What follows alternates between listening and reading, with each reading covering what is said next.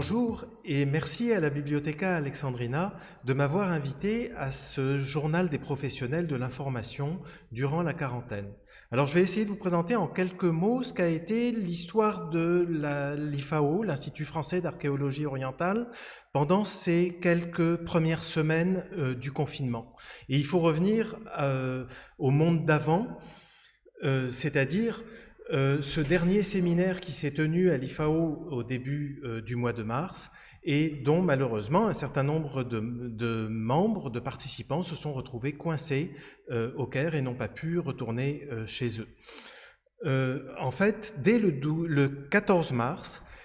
juste après les intempéries qui ont frappé le Caire, l'IFAO a décidé par précaution de fermer son bâtiment et ça a été le début en réalité d'une énorme séquence de travail collectif parce que la première de nos tâches a été de rentrer en relation avec l'ensemble des missions qui étaient sur le terrain et d'organiser leur départ, de prendre de leurs nouvelles et d'organiser leur départ. Alors ça a été le cas notamment de la mission Wadi Jafr qui est restée le plus longtemps,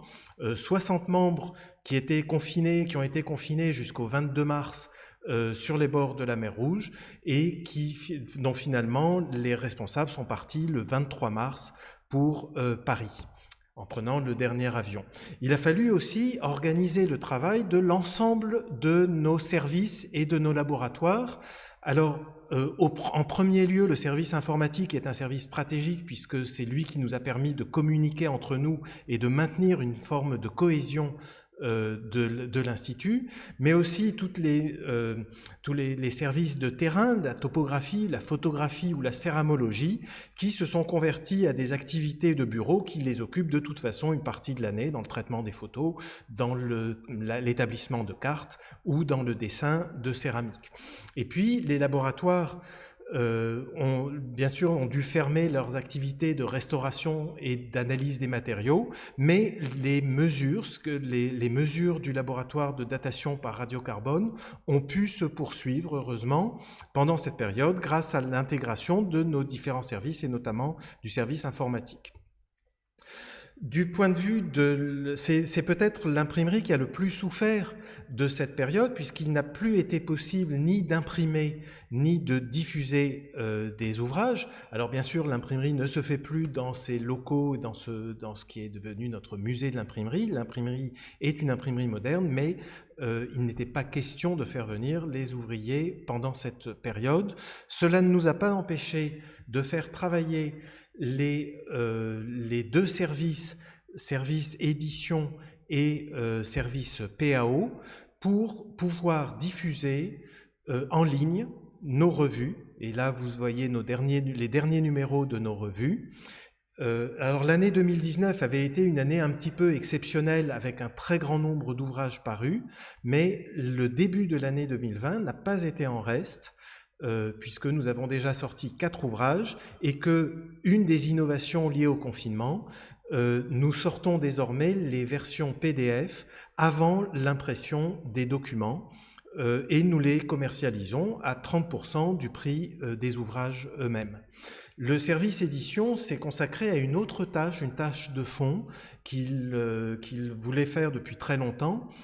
qui consiste à la diffusion du fonds ancien des ouvrages de l'IFAO, et l'ensemble des volumes parus entre 1934 et 1978 du temple de Dendera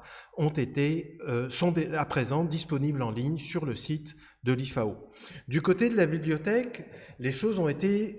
plus difficiles parce que la bibliothèque, c'est le centre névralgique de l'Institut, c'est le lieu où travaillent habituellement les chercheurs. Alors les bibliothécaires, bien sûr, continuent à travailler parce que toute la chaîne du document peut se faire en partie à distance, mais une partie seulement de la diffusion peut se faire à travers notamment ce portail que nous devons à la Bibliothèque nationale de France et auquel l'IFAO participe, le portail de Bibliothèque d'Orient. La bibliothèque a pris d'autres dispositions qui vous seront exposées dans un autre bulletin de ce journal. Il a fallu aussi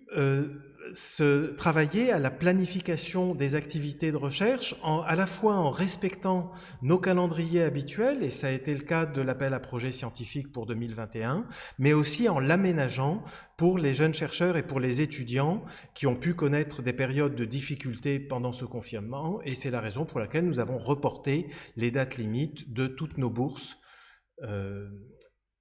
Nous avons aussi, alors ça c'est ça a été le travail des archives et du service de communication qui a consisté à valoriser des fonds documentaires qui sont disponibles en ligne et un ensemble de ressources qui sont déjà présentes sur le site de l'IFAO. Alors, à titre d'exemple, les carnets de Bernard Bruyère, mais vous trouverez aussi sur la chaîne Canal U un certain nombre de productions du réseau des écoles françaises à l'étranger consacrées en partie à l'IFAO, et vous trouverez sur la chaîne YouTube de l'IFAO des conférences enregistrées que vous pouvez retrouver aussi à partir de notre site internet ou à partir de la chaîne YouTube. Alors, les programmes de recherche se sont poursuivis. Vous avez ici cette très belle photographie de Boulac et du tramway devant le canal d'Ismaïlia qui est en voie de comblement à la fin du XIXe siècle. Des postes réguliers de ce programme, et puis une journée d'études planifiée pour le 2 juin prochain qui se fera en ligne autour de l'interopérabilité des données. Enfin, je terminerai par les conférences en ligne et en direct de collègues de l'IFAO. Alors, il faut saluer Islam Rezat qui a été un peu pionnier et qui a donné sa première conférence sur la chaîne, sur le portail Facebook du musée égyptien. Et puis, très bientôt, le 6 mai prochain, Adrien Collet, membre scientifique de l'IFAO, qui nous présentera l'Égypte médiévale et le Sahel, une histoire à écrire. Merci de votre attention et invitation à toutes et tous à nous retrouver l'IFAO sur les réseaux sociaux et sur son site internet.